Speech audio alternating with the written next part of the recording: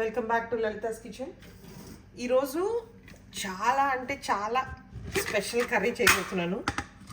200% నాకు తెలిసి మన తెలుగు సైడ్లో ఇది ఎవ్వరు చెయ్యరు. దీన్ని ఏమంటారంటే డూప్కీ కర్రీ అంటారు. నేమ్ చాలా వేడిగా ఉండొచ్చు కానీ టేస్ట్ చాలా బాగుంటుంది.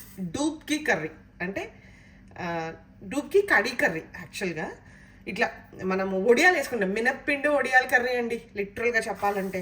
దాన్ని ఒక డిఫరెంట్ ప్రాసెస్లో చేస్తాం అనమాట. ఫస్ట్ ఏంటంటే పోపు వేసుకోవాలి. ఓకే, ఇది ఈ మాత్రం పోపు. ఈ పోపు వేగుతున్నప్పుడు దీంట్లోకి ఏంటంటే నేను ఒక మినప్పిండిలో కొద్దిగా పచ్చిమిరపకాయలు, ఓకే, జీలకర్ర, అదేంటి మన వెల్లుల్లిపాయలు, ఇవన్నీ చితక్కొట్టేసి ఒక చిన్న పేస్ట్ లాగా చేశాను అనమాట.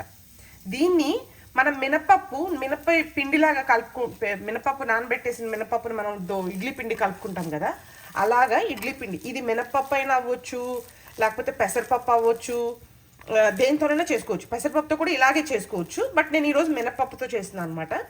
ఇట్లాగా మీరు దీని పప్పుని బాగా కలుపుకొని పెట్టుకోండి. ఈ లోపు ఇది పోపు ఇలా అవుతుంటుంది కదా. దీనికి ఏం చేసుకోవాలంటే మనము ఈ పోపుకి పెరుగులో బాగా చిలకరిచ్చేసుకోండి. పెరుగుని ఇట్లాగా బాగా పల్చగా ఇట్లా ఏమీ ఉండకూడదు. దీంట్లో కొద్దిగా మినప్పిండి, ఇందాక మనం కలుపుకున్న మినప్పిండిని కొద్దిగా మిక్స్ చేసుకోవాలి. ఒకవేళ మినప్పిండి అయితే మినప్పిండి, పెసరపిండి అయితే పెసరపిండి, ఏదైతే అది దీంట్లో కొద్దిగా మిక్స్ చేసేసుకొని ఈ వేగుతున్న పోపులో వేసేసేయాలి. ఓకే, ఇప్పుడు ఇట్లా వేగుతుంది కదా. ఇది చిన్న ఉల్లిపాయలు, ఈ ఉల్లిపాయ పోపు కూడా వేసుకోండి.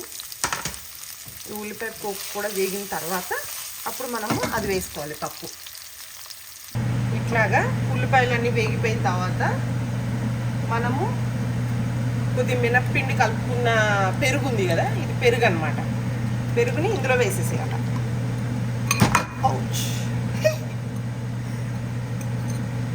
Accidents happens. డిజాస్టర్ అయిపోయింది నా స్టవ్ ఈరోజు. నేను క్లీన్ చేసుకుంటాను.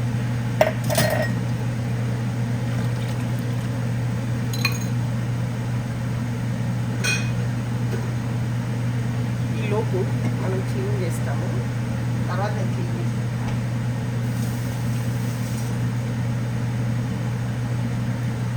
సో దీంట్లో ఇంకొద్దిగా నీళ్ళు పోసుకోవాలా, ఎందుకంటే ఇది కొద్దిగా తిక్కుగా ఉంది కదా, అది తిక్కుగా అయిపోతుంది అనమాట.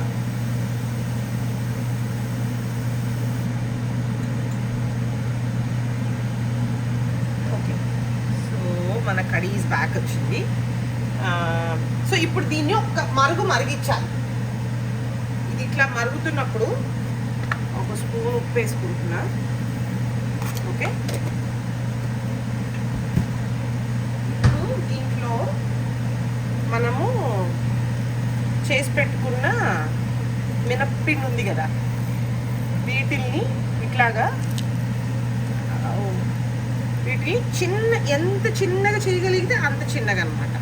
మనం పిండి వడియాలు వేసుకుంటాం కదా, అట్లాగా ఇట్లాగా.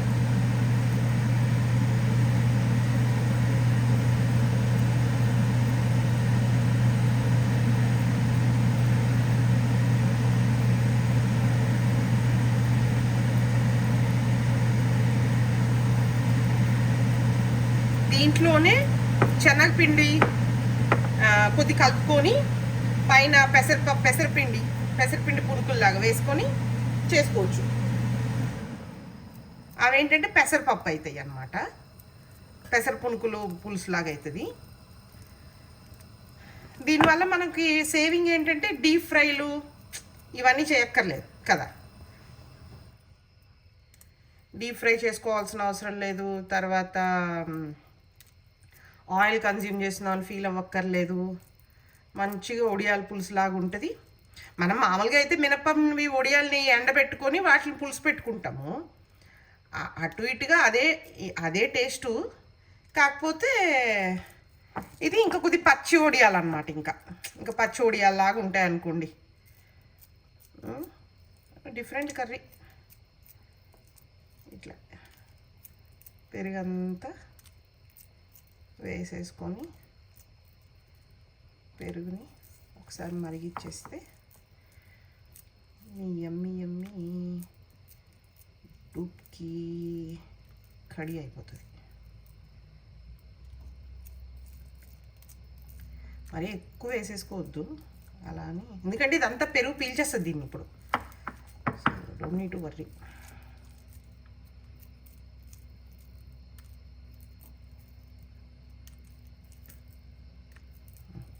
అంతే, అవి చాలు.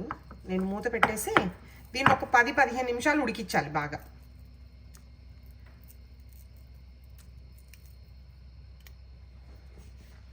చిన్న స్లో మంటలో ఉడికించడమే. సో మన కడి ఎంతవరకు వచ్చిందో చూసుకుందాం. ఓకే,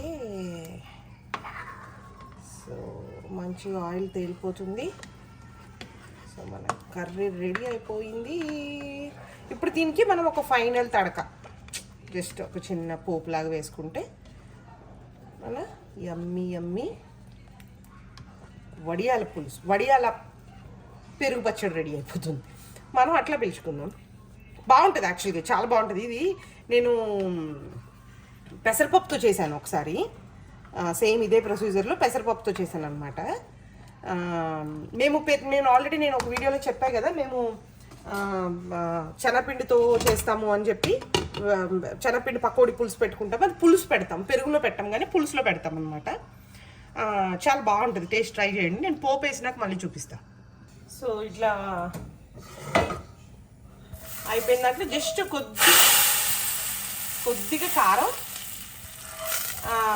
తర్వాత ఒక 2 ఎండుమిరపకాయలు. మనం ఎక్కడ కారం అది ఏం వేసుకోలేదు కదా, మనం వేసుకున్న వాటిల్లో వేసాం తప్ప ఇంకెక్కడ కారం వేసుకోలేదు కదా. సో దానికోసమని కొద్దిగా కారము పులుసు పట్టేటట్టు 2 ఎండుమిరపకాయలు. అంతే అండి, యమ్మీ మినప వడల పులుసు రెడీ. మీరు మీ ఫ్యామిలీతో ట్రై చేయండి, డిఫరెంట్గా ఉంటుంది. నేను ఒకసారి జస్ట్ మామూలు మనం వైపు చేసుకునే పకోడీ పులుసు, గారెల పులుసు కూడా చూపిస్తాను. ఇది ఒక పద్ధతి అనమాట. Okay, thanks for watching.